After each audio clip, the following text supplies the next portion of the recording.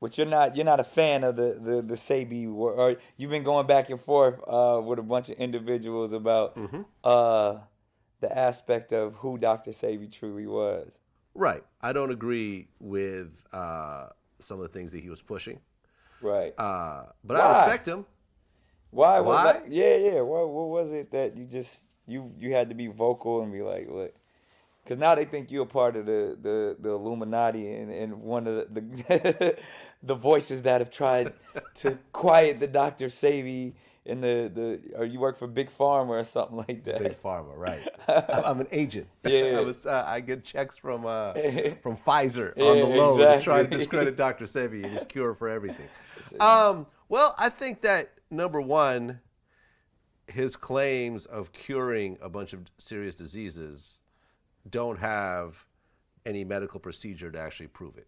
Like when you say that, okay, I cured this, there is a procedure that every company has to go through to get FDA approval, to show, okay, look, we did a test on this many people, this many other people got a placebo, this is what happened, then we moved the test up to this, blah, blah, blah, and now beyond a shadow of a doubt, we've proven this. yeah, that's the American scientific approach to how they prove things wrong. But I would even take a step back and say, what's your definition of cure? Because even when so-called these diseases are cured, like polio was supposedly cured, but Mm-hmm. in measles, like people have the measles again, like, but there's a cure for it. But if there was a cure for it, then why are people still receiving it? And that's even why um, in this documentary we deal with terms like cure and healing. And when you go into the case from the 1980s, they dealt with that specifically as well because the the beautiful thing about Dr. Sebi, he never said, or he never was saying, I am the cure, or that I have this elixir or this cure that if you take this, your disease will be wiped away.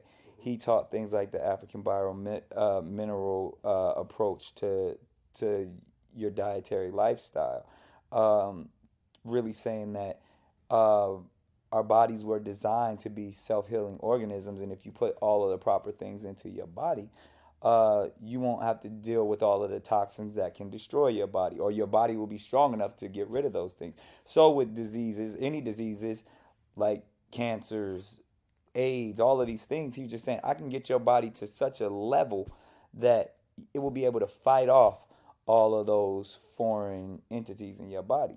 And it's proven.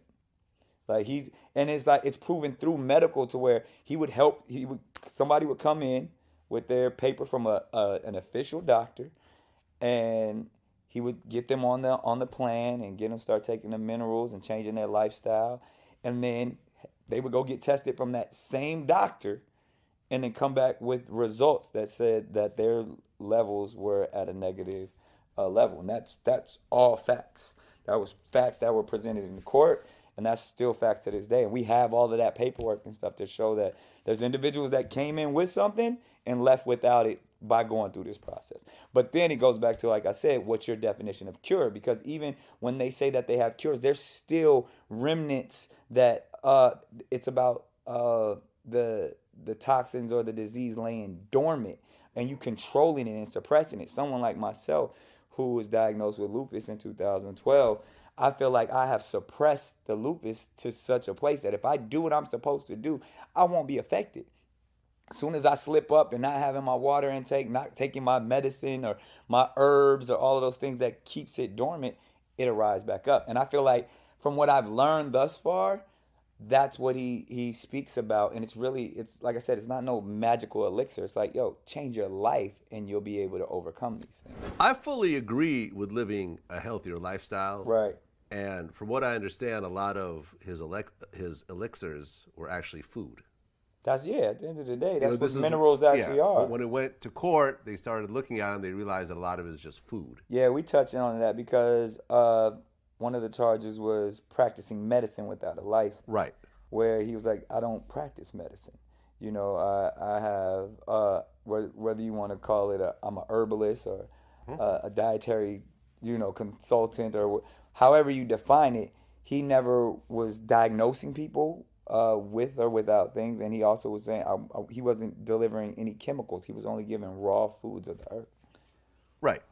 I think the way it was presented, and maybe I need to go and look at. Oh, once you see the doc, you're gonna see it because we giving all Once I see the truth. doc, Yeah, and it's listen, all, and that's the thing. Like I'm getting rid of all of the myths and the yeah, conspiracies. I'm asking every question, from his death to how even with Nipsey wanting to tap into it, to Left Eye, to we ask every single question, and we find and uncover some serious things, and we go all the way back to the Tuskegee experiment, to COINTELPRO, to the possibility that the government created AIDS for the fact that it's a biochemical warfare. We touch on all of it, yeah.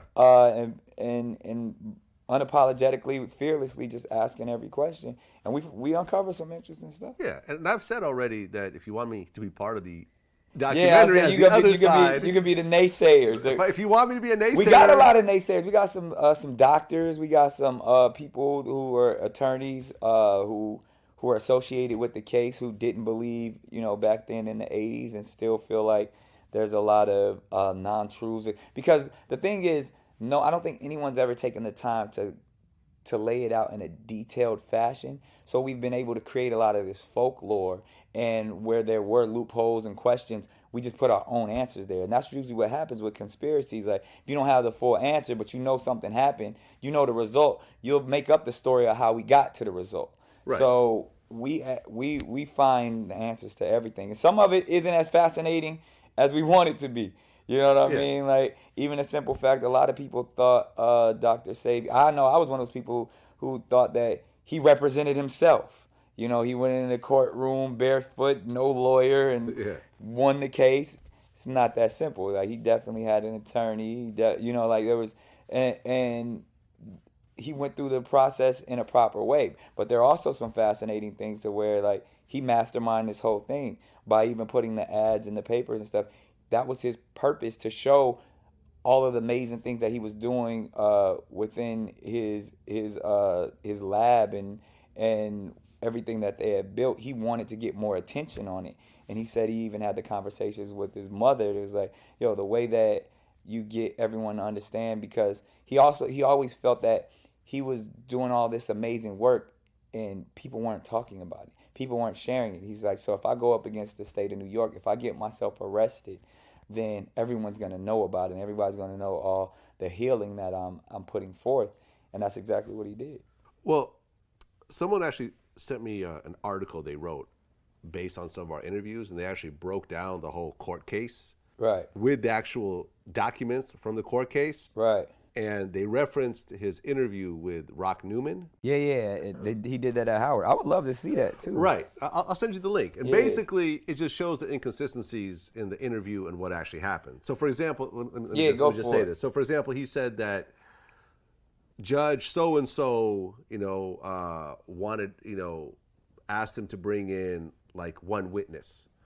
And the judge that he named was not the judge that was on that court case. Yeah. We're doing a lot of First and foremost. Yeah. So it's a totally different name. And he claimed that afterwards the judge, became one of his patients and all that, but Right. but the names aren't even the same. Right. He named a female judge in that interview, and there was a male judge on the actual case. And then when he said he brought in 40 witnesses, there were actually no witnesses at all in that case. Right. We actually have all of the documents. One thing you gotta respect and admire of Dr. Sebi is that he was a man that was up there in his in his years, and only being able to speak in sound bites sometimes. He would be referencing, because there were actually two cases, that a lot of people don't know. There was the one that was actually against the New York State Supreme Court, and then there was a civil case after the fact. So he's often referencing, and it wasn't you think it was actually over the course of about 6 years. And even when he was arrested, he was set free and able to go continue his practice in Puerto Rico. And there's so many things that we dive into that once you see the timeline and you hear the things that he spoke about, even in the Rock Newman interview, he could be referencing one case and then referencing another. And again, that's just he spoke in sound bites. And we have him doing a lot of the narration through some interviews that we that have never been heard before. And we help the same way that whoever did that was probably pointing out the inconsistencies. We show how it all rolls together and really focus on the case and telling it truthfully as we all want to hear it.